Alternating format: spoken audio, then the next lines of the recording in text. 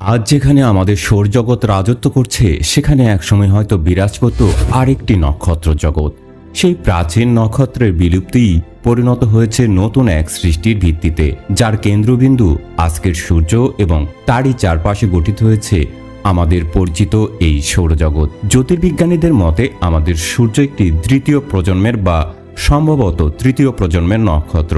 এর মানে হলো এটি গঠিত হয়েছে এমন একটি ধূলিমেঘ থেকে যা উদ্ভব হয়েছিল কোনো প্রাচীন বিশাল নক্ষত্রের মৃত্যুর পর। সেই নক্ষত্র তার জীবনচক্রের শেষ পর্বে গিয়ে এক বিশাল বিস্ফোরণে সুপারনোভা হিসেবে ভেঙে পড়ে এবং ছড়িয়ে দেয় মহাশূন্যে ভারী মৌলসমূহের ভাণ্ডার, লোহা, নিকেল, কার্বন, এমনকি ইউরেনিয়াম পর্যন্ত।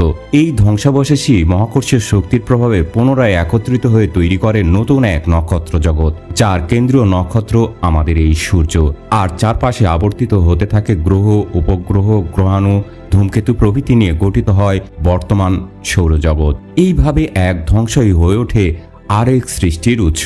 আজ আমরা যে পৃথিবীতে বসে নক্ষত্র জগৎ নিয়ে চিন্তা করছি, সবই সেই মৃত প্রাচীন নক্ষত্রের ধ্বংসাবশেষ। আর তাই কবিতার ভাষায় বললে বলা যায়, আমরা সবাই নক্ষত্রের ছায়া থেকে গড়ে ওঠা এক একটি প্রাণী।